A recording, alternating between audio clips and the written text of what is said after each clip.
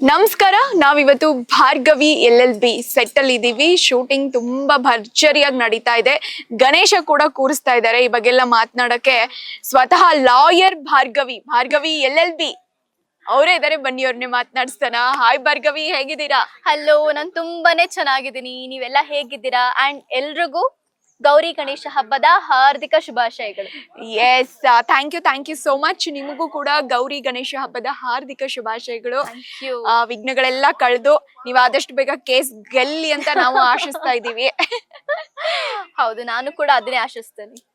S, ನೋಡಿ Bhargavi performance court ಅಲ್ಲಿ ಆ ಎಪಿಸೋಡ್ ನ ಮರೆಯಕ್ಕೆ ಆಗಲ್ಲ. ತುಂಬಾ ಚೆನ್ನಾಗಿ ಬಂದಿದೆ ಎಪಿಸೋಡು. ಬಟ್ ಪಾಪ ಸಂಧ್ಯನ ಏನಕ್ಕೆ ಸಾಯಿಸ್ಬಿಟ್ರಿ ನೀವು? ಅಷ್ಟೆಲ್ಲ ಸೆಕ್ಯೂರಿಟಿ ನಡುವೆ, ಅಷ್ಟೆಲ್ಲ ಇದ್ರ ನಡುವೆ. ಇಲ್ಲ, ಹಾಗಾಗತ್ತೆ ಅಂತ ನಾನು ಅನ್ಕೊಂಡಿರ್ಲಿಲ್ಲ. ಬಟ್ ಏನ್ ಮಾಡೋದು, ಷಡ್ಯಂತ್ರಗಳು ನಡೀತಾ ಇದೆ. ಕೊಲೆ ಮಾಡ್ಬೇಕು ಅಂತಾನೆ ಅವಳನ್ನ ಕಿಡ್ನಾಪ್ ಮಾಡಿರೋದು. ಅಂಡ್ ಆತರ ನಂಗೆ ಹೇಳಕ್ಕೆ ಗೊತ್ತಾಗ್ತಾ ಇಲ್ಲ. ಬಟ್ ತುಂಬಾನೇ ಬೇಜಾರಾಗ್ತದೆ. ಸಂಧ್ಯಾ ಕ್ಯಾರೆಕ್ಟರ್ ಆಕ್ಚುಲಿ ಸಾಯ್ಬಾರ್ದಾಗಿತ್ತು. ಬಟ್ ಸ್ಟಿಲ್ ಏನು ಮಾಡಕ್ಕಾಗಲ್ಲ. ಈಗ ನಾವು ಎಂದಿನಂತೆ ನಮ್ಮ ಕೇಸನ್ನ ಮುಂದೂಡಿಸ್ಕೊಂಡು ಹೋಗ್ತಾ ಇದೀವಿ. ಈ ಕೇಸ್ ಇನ್ನೂ ಸ್ಟ್ರಾಂಗ್ ಆಗಿದೆ. ಸೊ ನೋಡೋಣ ಮುಂದೆ ಏನಾಗುತ್ತೆ ಅಂತ. ಎಸ್, ಕೇಸ್ನ ನೀವು ಏನಾದ್ರು ರಿಯಲ್ ಒಂದ್ ಬೇಸ್ಡ್ ಇಟ್ಕೊಂಡು ಮಾಡ್ತಾ ಇದಾರ? ಹೆಂಗೆ ಸ್ವಪ್ನ ಮೇಡಮ್ ಯಾವ ತರ ಮಾಡ್ತಾ ಇದಾರೆ ಡೈರೆಕ್ಷನ್? ಇಲ್ಲ, ಈಗ ನಾನೊಬ್ಬ ಆರ್ಟಿಸ್ಟ್ ಅಷ್ಟೇ. ಇದು ರಿಯಲ್ ಬೇಸ್ ಮೇಲ್ ಮಾಡ್ತಾ ಇದಾರ ಅಥವಾ ಏನು ಅಂತ ನನಗೂ ಎಕ್ಸಾಕ್ಟ್ ಆಗಿ ಗೊತ್ತಿಲ್ಲ. ಬಟ್ ಕತೆ ಚೆನ್ನಾಗಿದೆ ಅಷ್ಟೇ ನನಗೆ ಗೊತ್ತಿರೋದು. ಅಂಡ್ ಆ ಕತೆಗೆ ತಕ್ಕ ಹಾಗೆ ನಾವು ಪಾತ್ರಧಾರಿಗಳು ನಾವು ಮಾಡ್ತಾ ಇದೀವಿ. ಎಸ್, ಅವತ್ತು ಪರ್ಟಿಕ್ಯುಲರ್ ಆಗಿ ಒಂದು ಕೋರ್ಟ್ ಸೀನ್ ನಡೆದಾಗ ನಿಮ್ಮ ತಂದೆನೆಲ್ಲ ಕರ್ಕೊಂಡ್ ಬಂದಿರ್ತೀರಾ. ಅಪ್ಪ ಚಾಲೆಂಜ್ ಕೂಡ ಮಾಡ್ತಾರೆ. ಸೊ ಆ ಒಂದು ಪರ್ಟಿಕ್ಯುಲರ್ ಸೀನ್ ಮಾಡ್ಬೇಕಾಗಿದ್ರೆ ಆ ಮನಸ್ಥಿತಿ ಹೆಂಗಿತ್ತು ನಿಮ್ದು? ಸೊ ಅದ್ರ ಬಗ್ಗೆ ಎಕ್ಸ್ಪ್ಲೈನ್ ಮಾಡೋದಾದ್ರೆ ಸ್ವಲ್ಪ. ಆಕ್ಚುಲಿ ಈ ಒಂದು ಸೀನ್ಗೋಸ್ಕರ ನಾನು ಒಂದಿನ ಇಡೀ ನನ್ನನ್ನ ನಾನು ಪ್ರಿಪೇರ್ ಮಾಡ್ಕೊಂಡಿದ್ದೆ.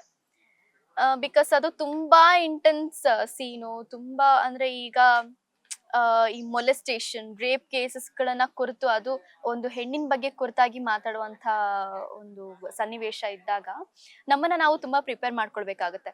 ಸೊ ಆ ಪ್ರಿಪರೇಷನ್ ನಾನು ಒಂದಿನದ ಮುಂಚೆನೆ ಎಲ್ಲ ಮಾಡ್ಕೊಂಡೆ.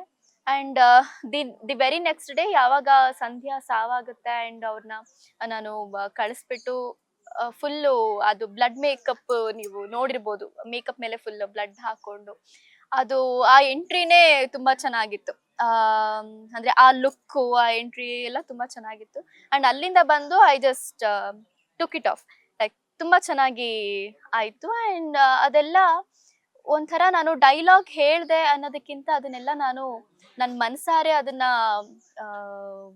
ಅಂದ್ರೆ ಆ ಡೈಲಾಗ್ಗಳನ್ನೆಲ್ಲ ನನ್ನ ಮನಸ್ಸಿಂದ ನಾನು ಹೇಳ್ತಾ ಇದ್ದೀನಿ ಅನ್ನೋ ತರನೇ ನಾನು ಮಾಡಿದ್ದು. ಅನುಭವಿಸಿ ನಾನು ಆ ಒಂದು ಡೈಲಾಗ್ಗಳನ್ನ ಹೇಳಿದ್ದು. ಅಂಡ್ ಅದಕ್ಕೆ ತುಂಬಾ ಒಳ್ಳೆ ರೆಸ್ಪಾನ್ಸ್ ಬಂತು. Thank you so much Karnataka, ಇಷ್ಟೊಂದು ಪ್ರೀತಿ ತೋರಿಸಿದ್ದಕ್ಕೆ. ಅಂಡ್ ನಾವು ನಮ್ಮ ಕೈಲಾದಂತ ಪ್ರಯತ್ನನ ಮಾಡ್ತಿದೀವಿ. ಲೈಕ್ ಸೋಷಿಯಲ್ ಮೀಡಿಯಾದಿಂದ ಜನಗಳಿಗೆ ನಾವು ಒಂದು ಮೆಸೇಜ್ ಅನ್ನ ಕೊಡ್ಲಿಕ್ಕೆ ನಾವು ಟ್ರೈ ಮಾಡ್ತಿದ್ವಿ. ಅದು ಈ ಮೂಲಕ ಎಲ್ರಿಗೂ ತಲುಪಿದೆ ಅಂತ ನಾನು ಭಾವಿಸ್ತೇನೆ. S, nice. ಅಂಡ್ ಈ ಎಲ್ಲ ಒಂದು ಸಿಚುವೇಶನ್ ನಡುವೆ ಸೊ ನಿಮ್ಗೊಂದು ಕಂಗ್ರ್ಯಾಚುಲೇಷನ್ಸ್ ಹೇಳೋದನ್ನೇ ಮರ್ತು ಬಿಟ್ಟೆ ನಾನು. ಕೈ ಕೊಡಿ. Happy married life. ಮ್ಯಾರಿಡ್ ಸಾರಿ. ಓ ಹೌದು, ಥ್ಯಾಂಕ್ ಯು ಸೋ ಮಚ್. ನನ್ ಮದ್ವೆ ಆಗಿರೋದು ನಾನು ಮರ್ತ್ಬಿಟ್ಟಿದ್ದೆ. ನೀವ್ ಜ್ಞಾಪಿಸಿದ್ರಿ, ನಿಜ. Thank you so much. ಮಂಜಣ್ಣನ್ ಜೊತೆ ಆಕ್ಟ್ ಮಾಡಿದ್ದು ಹೆಂಗಿತ್ತು?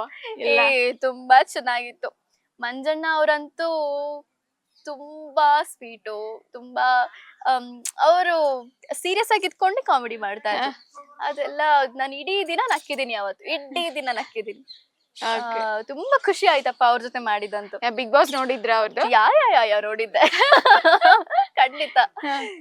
ನನ್ಗ ಅವ್ರು ಬಂದಿದ್ದಾರೆ ಅಂದ ಕೂಡ್ಲೆ ವಾವ್ ಇವ್ರ ಜೊತೆ ಇವತ್ತು ಪರ್ಫಾರ್ಮೆನ್ಸ್ ಅಂತ ಹೇಳಿ ತುಂಬಾನೇ ಖುಷಿ ಪಟ್ಟಿದ್ದೆ ನಾನು. ಸೊ ತುಂಬಾ ಖುಷಿ ಇತ್ತು ಅವ್ರ ಜೊತೆ ಮಾಡೋದು. ಸೂಪರ್. ಹಂಗಿದ್ರೆ ಎಣ್ಣೆ ಇಟ್ಟಲ್ಲೇ ಮಾಡಿದ್ರು ಅವರು. ಅವ್ರು ಮಾತಾಡೋದು ಹಾಗೆ ಬರುತ್ತೆ ಸ್ವಲ್ಪ. ಹೇಳಪ್ಪ ಅಂದಾಗೆಲ್ಲ ನನ್ಗೆ ಸರಿ ಆಗ್ತಾ ಇದೆ. ನಾನು I felt really very happy.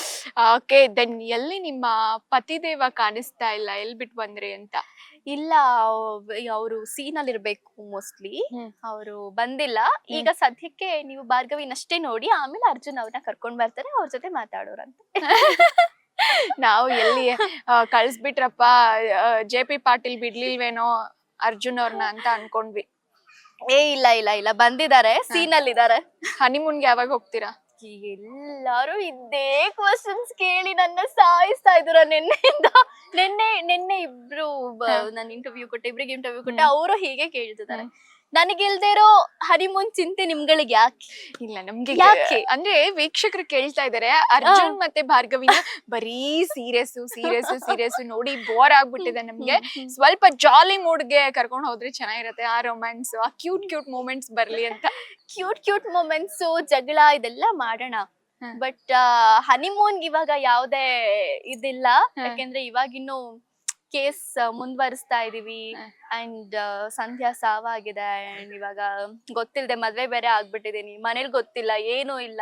ಅವ್ರ್ ಗೊತ್ತಾದ್ರೆ ಏನ್ ತಿಳ್ಕೊಳ್ತಾರೋ, ಏನ್ ಮಾಡ್ತಾರೋ ಅನ್ನೋ ಫುಲ್ ಫ್ರಸ್ಟ್ರೇಷನ್ ಅಲ್ಲಿ ಇದೀವಿ. ಈ ಮಧ್ಯೆ ನೀವು ಹನಿಮೂನ್ ಬಗ್ಗೆ ಕೇಳಿದ್ರೆ ನನ್ಗೆ ಇನ್ನೂ ಫ್ರಸ್ಟ್ರೇಟ್ ಆಗುತ್ತೆ. ಓಕೆ, ಓನ್ಲಿ ಮೂನ್ ಅಲ್ಲೇ ನೋಡ್ಕೊಳ್ಳೋದು, ಅವ್ರ ಅಷ್ಟೇ. ಹನಿ ಅಲ್ಲೇ ಅಷ್ಟೇ, ಅಲ್ಲೇ ತಿನ್ಕೊಳ್ಳಿ, ಇಲ್ಲಿ ತೋರಿಸ್ತೀನಿ, ಅಲ್ಲಿ ನೋಡು ಚಂದ್ರ ಅಂತ ಹೇಳಿ ಅಷ್ಟೇ. ಅಷ್ಟೇ. ಆ ಚಂದ್ರನಲ್ಲೇ ಅರ್ಜುನ್ನ ನೀವ್ ನೋಡ್ಕೊಂಡ್ ಕಾಲ ಕಳೆಯೋ ಪ್ಲಾನ್ ಈಗ. ಅಷ್ಟೇ.